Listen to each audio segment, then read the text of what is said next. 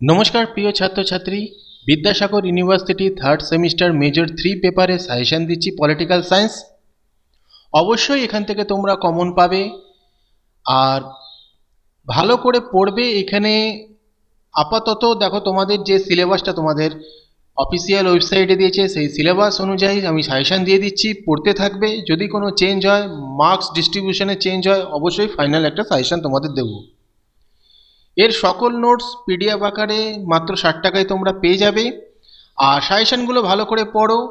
মান 5-এর কিছু কোশ্চেন মান 10-এও দেওয়া হয়েছে, তাই চিন্তা নেই, বেশি প্রশ্ন ভাববে না, কারণ মান 5-এর অনেক কোশ্চেনই মান 10-এ, অর্থাৎ 10টা ভালো করে পড়লেই মান 5 তোমরা করতে পারবে। তো প্রথম গ্রুপ এ থেকে তোমরা পড়বে কৌটিল্যের কূটনীতি তত্ত্ব সংক্ষেপে ব্যাখ্যা করো। কৌটিল্যের কিভাবে তার রাজমণ্ডলের ধারণা ব্যাখ্যা করেন, মান 5-এর জন্য এগুলো বলছি। কৌটিল্যের মতে পররাষ্ট্রনীতির গুণগুলি কি কি? প্রাচীন ভারতীয় রাষ্ট্রদর্শনের উৎস হিসেবে মহাকাব্য সমূহের ভূমিকা মূল্যায়ন করো। মনুস্মৃতিতে বর্ণিত বর্ণ ও আশ্রমের ধারণার উপর একটি টিকা লেখো। প্রাচীন ভারতীয় রাষ্ট্রচিন্তার উৎস হিসাবে একটি টিকা লেখো। উৎস বিষয়ে একটি টিকা লেখো। কৌটিল্য রাষ্ট্রকে প্রজাকল্যাণকামী রাষ্ট্রে কি পরিণত করতে পেরেছিলেন? তোমার উত্তরের সাপেক্ষে যুক্তি দাও।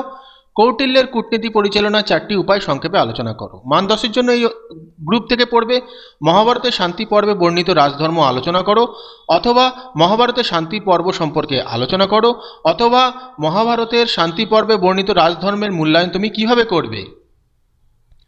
রাষ্ট্র সম্পর্কে কৌটিল্যের সপ্তাঙ্গ তত্ত্ব বিশ্লেষণ করো, অথবা কৌটিল্যের রাষ্ট্র সম্পর্কিত সপ্তাঙ্গ তত্ত্ব ব্যাখ্যা করো। প্রাচীন ভারতীয় রাষ্ট্রদর্শনের মূল উৎসগুলি সংক্ষেপে ব্যাখ্যা করো। পররাষ্ট্রনীতি পরিচালনায় কূটনীতি সম্পর্কে কৌটিল্যের মত বিশ্লেষণ করো। প্রাচীন ভারতের রাষ্ট্রের প্রকৃতি বিশ্লেষণ করো। রাষ্ট্রের একটি উপাদান বা অঙ্গ হিসেবে কোষের অর্থাৎ কোষাগারের গুরুত্ব আলোচনা করো এবং তার গুরুত্বর ওপর আলোকপাত করো। কৌটিল্যের দণ্ডনীতি সম্পর্কে আলোচনা করো। এখানে দেখতেই পাচ্ছ দু একটা কোশ্চেন যেটা মান 5-এও দেওয়া হয়েছে। গ্রুপ বি মান 5-এর জন্য পড়বে মধ্যযুগের ভারতে মুসলিম শাসকদের কর্তব্য ও দায়িত্বগুলি সংক্ষেপে আলোচনা করো বা ব্যাখ্যা করো। আবুল ফজলের রাজনৈতিক সরকারের ধারণা বৈশিষ্ট্যমণ্ডিত দিকগুলি কি?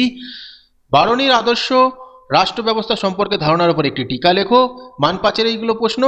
বারণীর নির্দেশিত আদর্শ রাষ্ট্র ব্যবস্থার সুলতানের গুণাবলী বিষয়ে একটি টিকা লেখো। ভারতের মধ্যযুগীয় রাষ্ট্রচিন্তার সমন্বয়বাদী আদর্শের ওপর একটি সংক্ষিপ্ত টিকা লেখো। কবিরের ধর্মীয় সমন্বয়বাদের সারবস্তু কি?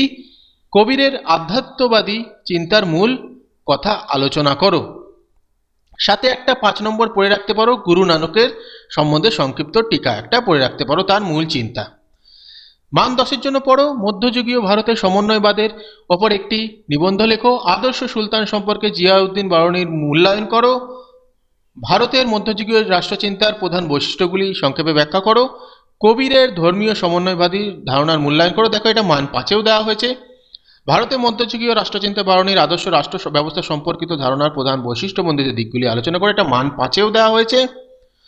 রাজতন্ত্র বিষয়ে আবুল ফজলের ভাবনার মূল্যায়ন করো, মান 5-এও দেওয়া হয়েছে। কবিরের আধ্যাত্মবাদী চিন্তার মূল কথা আলোচনা করো। কবির ও জিয়াউদ্দিন বারণীর সমন্বয়বাদের তুলনামূলক আলোচনা করো। এই হলো তোমাদের সাজেশন। ভালো করে পড়বে, অবশ্যই অবশ্যই কমন আসবেই আসবে। আর বারবার বলছি মান 10-এ অনেক কোশ্চেন আছে গ্রুপ বিতে যেগুলো মান 5-এও দেওয়া হয়েছে। বলতে গেলে 4-5টা কোশ্চেন মান 5-এও সেগুলো দেওয়া হয়েছে, অসুবিধা নেই, অনেক সাজেশন কমে যাবে তোমাদের। 10 নম্বরটা ভালো করে পড়ো, মান 5-এর জন্য সংক্ষেপে লিখলেই সেটা হয়ে যাচ্ছে। তবে যদি আমার নোটসটা তোমরা কেনো, মান 5 এবং মান 10 আলাদা আলাদাভাবে উত্তর তৈরি করে দেওয়া হয়েছে, তোমাদের ভাবতেও হবে না, তোমরা মুখস্থ করে নিতে পারবে। ভিডিওটা ভালো লাগলে লাইক কমেন্ট শেয়ার করে দিও। আর পিডিএফ কিনতে হলে অবশ্যই কমেন্ট করে জানিও।